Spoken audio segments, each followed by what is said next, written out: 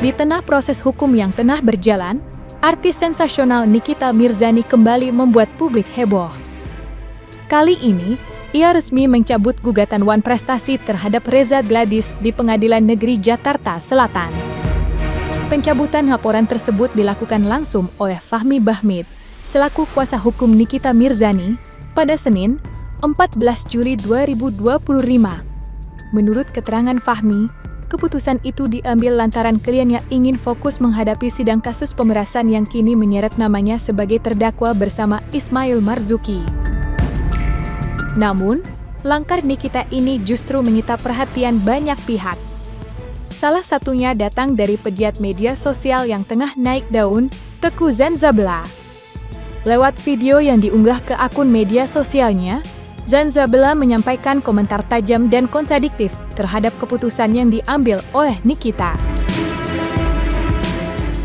Malam ini menyampaikan, sebetulnya tadi ya, saya mendapatkan amanah dari Nikita Mirzani supaya saya mencabut gugatan Wan Prestasi karena dia ingin konsentrasi di perkara pidananya. Oleh karena itu, sesuai dengan amanah yang diberikan, maka saya berkirim surat secara resmi ke Pengadilan Negeri Jakarta Selatan kepada Majelis Hakim ini secara resmi. Nikita Mirzani mencabut laporan perdatanya karena dia bilang dia mau fokus di pidananya. Nah benar, lu sudah terdakwa, jadi Wan Prestasi itu selalu gue bilang omong kosong, kesampingkan saja gitu. Karena itu buktinya tidak adanya hitam di atas putih di antara Nikita Mirzani dan Dr. Reza Gladys.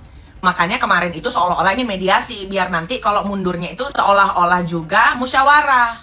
Kan malu kalau dicabut laporan, nggak taunya Dr. Reza Gladys yang nggak datang, jadi terpaksalah mencabut laporan dikarenakan ingin fokus ke pidana. Analisa gue untuk sidang ke depan itu adalah hakim menolak eksepsi, lalu Nikita Mirzani pembuktian di sana beserta Dr. Reza Gladys dan Oki dan Samira begitu. Dan pada akhirnya mungkin Nikita Mirzani akan divonis dan dia tahu itu. Dan kalau misalnya itu terjadi, kalau dia belum mencabut perdata itu, dia akan bisa dituntut balik.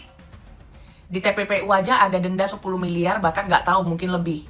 Ditambah lagi kalau dituntut balik 100 miliar.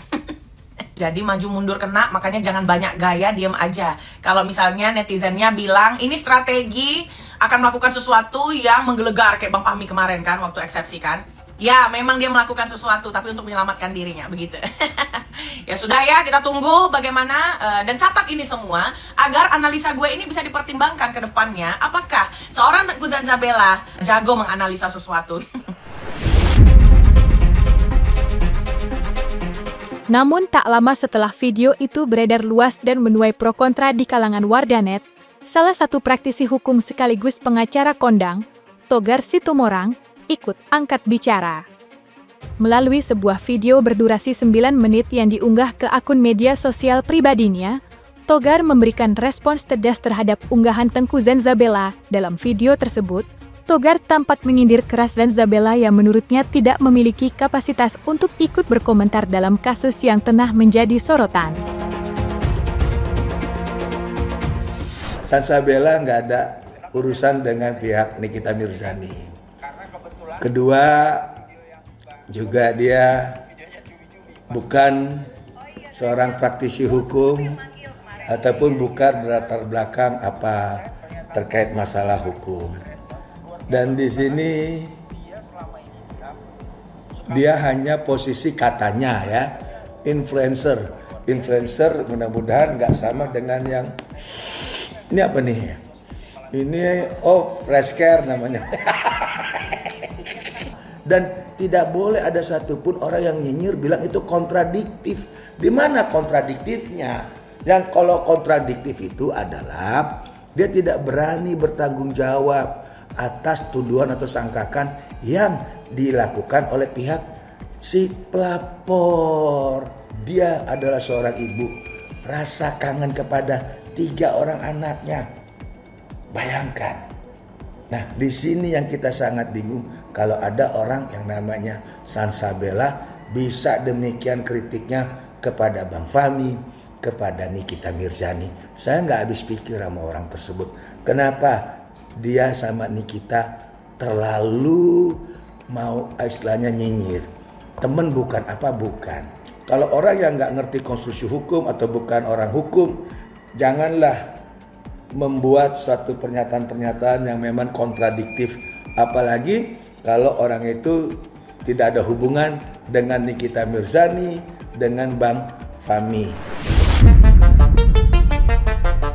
Selain menyentil keras komentar Tengku Zanzabella, Togar Situmorang juga menyoroti jalannya proses hukum yang menurutnya terkesan compang-camping dan tidak konsisten.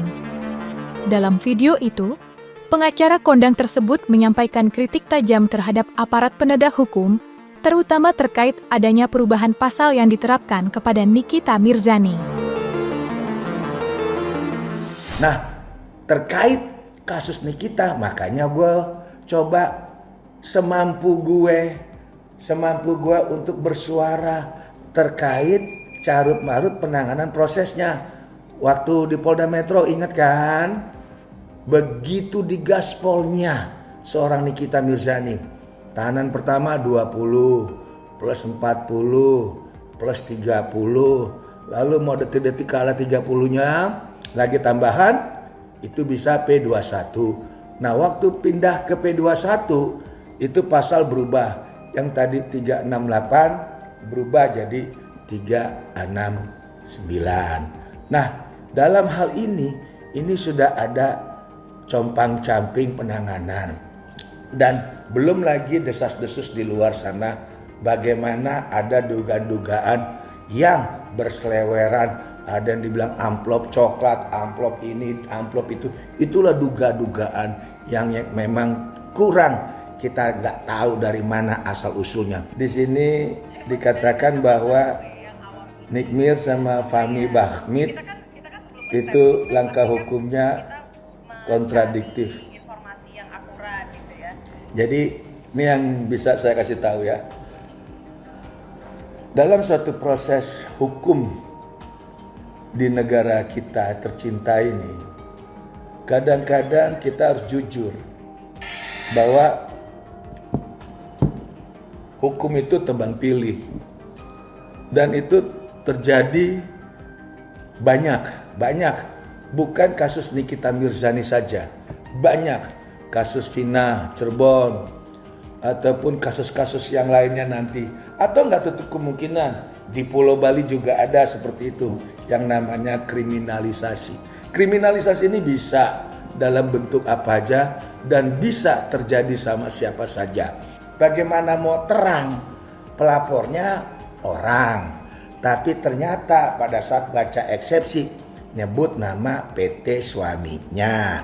Nah itu, lalu dibilang adanya pemerasan, tapi pemerasannya sudah pasal diarahkan ke pasal yang lain. Lalu dibilang nilai kerugiannya 4M atau berapa. Nah, uang yang sudah disita sudah ada.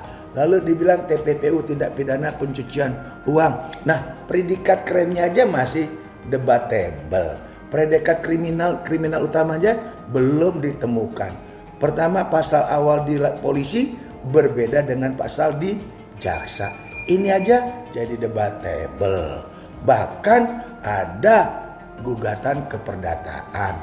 Jelas di Perma itu Perma 1 1956 dinyatakan kalau memang ada keperdataan pidananya bisa berhenti. Nah, ini banyak yang memang istilahnya tanda kutip ya, hal-hal yang aneh, sehingga wajib kita perhatikan, wajib kita kawal. Semoga Nikita Mirzani bisa menegakkan keadilan untuk dirinya dan untuk orang-orang yang nggak tahu bagaimana terkait masalah kasus, terutama Tengku Zanzabella, mulutnya diam ya.